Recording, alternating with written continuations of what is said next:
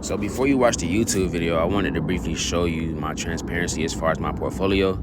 I started this account at like $50 March 7th, and then immediately after I started buying shares. Now, if you go back to the chart, you will see that around this time we was getting a lot of tariff news, a lot of Trump news, markets was down. We started to experience that pullback, that drawdown, right? The S&P 500 at this point was at about 20% drawdown, so we still had some more to pull back, right? But at this point, I'm just buying shares. This is the beginning of the long-term portfolio. So as you can see now, the account is at 2,600. You see I started pulling back, losing money April 17th, April 22nd weekend. But then we started growing past that, right?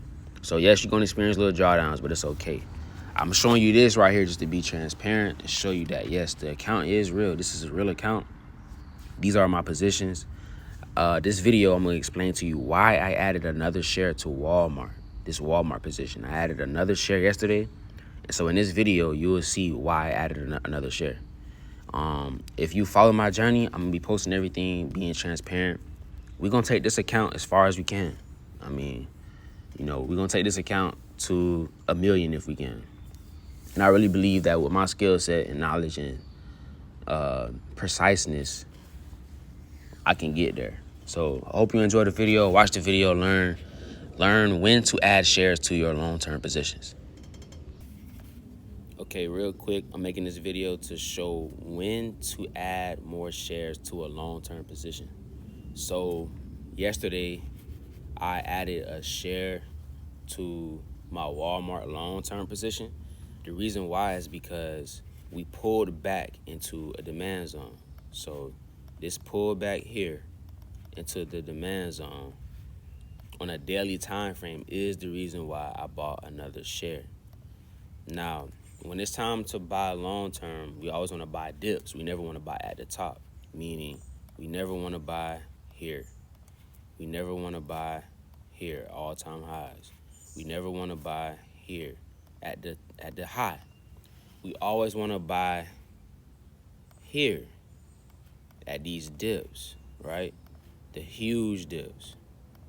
We want to buy at the dips that occur on a daily, weekly, monthly time frame. Now, how do we identify the dips on a bigger time frame? So first you need to have, or if you trade like how I trade, or if you use any kind of indicators or whatever you use, you need to have something to signify a pullback on a daily, weekly time frame. Now, yes, you can just look at, strictly candlesticks. But in my opinion, knowing where supply and demand is, like for example, the reason why I bought the dip on a lot of my stocks is because we pulled back into weekly demand zones, or for I think it was NVIDIA. Yes, NVIDIA, we pulled back into a monthly time frame. So you're going to get weekly, monthly demand zones where you want to buy the dip. So in this case, for Walmart, on a weekly time frame, I noticed that we had pulled back for 2 weeks straight. So last week and then this week, we pulled back into this demand zone. Now, if you look carefully, there's also a weekly demand zone here, but I didn't draw it because I don't like how long the wicks are on the basing candle. So that's really important too. Each candlestick tells a story, right? And I like to have the basing, the wicks of the basing candles to kind of be shorter. And then more often, I like for the bottom wick to be longer than the top wick because it signifies buying pressure going up. So yesterday at market open, I wish I could show, like, yes, if I go to a smaller time frame, you can see this long wick, right? We wicked all the way down. You see as market open, like I said, market open, that's when I bought the share. And I reaped the benefits of it rallying up out of there. Now, why did it rally up out of this demand zone? I always explain the same thing. More buying orders than selling orders causes a price imbalance. That price imbalance is a demand zone. That is the only force that moves price, supply and demand. So if you can just identify where supply and demand zones are, trade in the direction or invest in the direction of the imbalance. You should be fine. Now, you won't be right every time, but the probabilities of you being more right than wrong are high. So on the daily time frame, yesterday this was a red candle. Once it dipped in here, market open 9:30, boom, I bought a share. And that's a share that I will keep forever. Mind you, this is a long-term position. So anytime that, it hit all-time high, dip, boom, we buy that dip. And then on the way back up, we still want to be adding to the long-term position. You don't want to just wait every 2 to 4 years for a major stock market crash or a 25-30% plus dip. No, we can enjoy the dip, the small dips on the way back up, right? So let's just say it rallies up here and it gets to all-time high, pulls back again, right? Because remember, the market don't just shoot all the way up.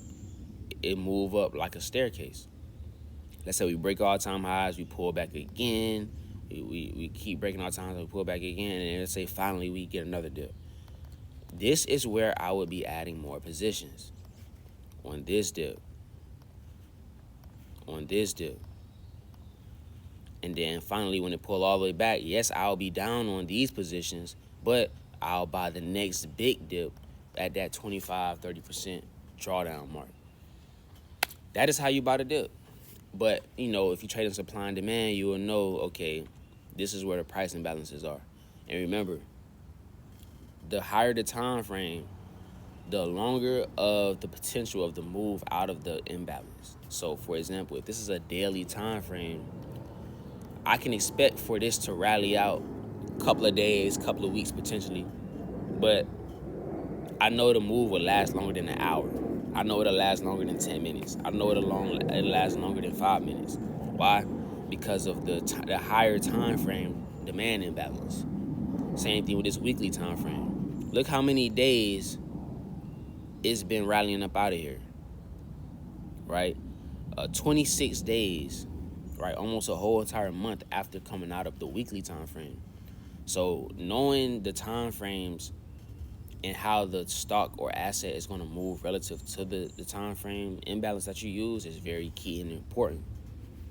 So I just wanted to make this video to show why I added a long-term share to my Walmart position.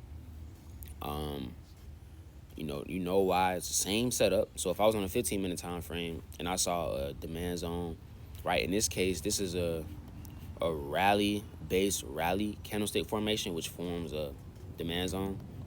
And all we did was just rally out, created the zone, pulled back into it. Those unfilled buying orders got filled, and now we're rallying right back out of it, right? And so when stocks go down, that's when we buy. When stocks go up, we don't buy. We just reaping the benefits. Now, when they pull back, we want to add more to, build more equity in the company that we believe in, and then obviously, reap the benefits of having a bigger position. So, quick video. Not gonna hold y'all up.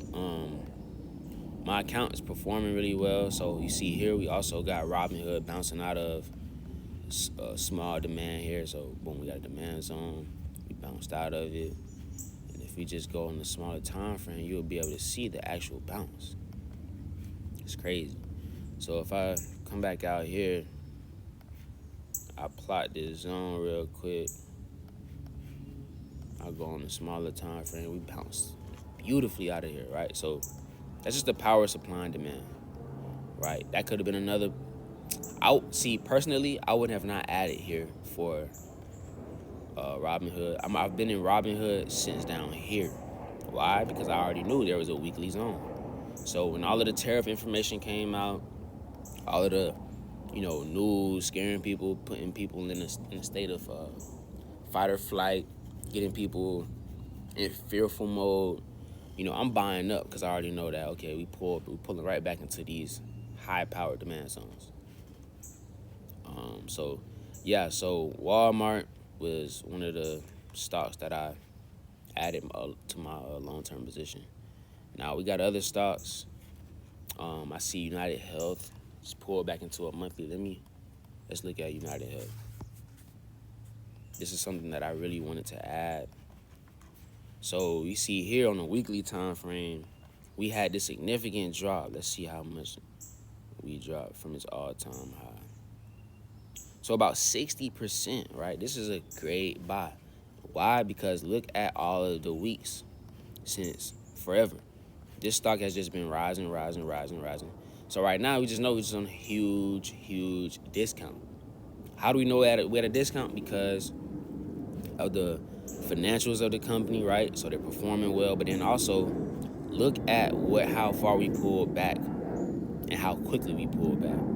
Normally, these sharp drawdowns like this will always create like that V-shaped return, right? And this is a good place to add long-term shares, right? But also swing trading option contracts that expire far out, right? Because this recovery is going to be significant from $280 to about $600.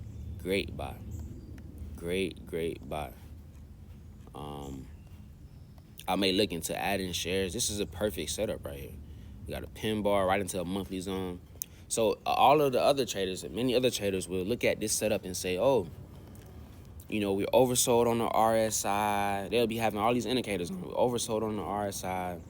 We got bullish divergence, and it's bouncing off this EMA, the 50 EMA 200, whatever. When all in actuality, we have a candlestick formation that forms a demand zone.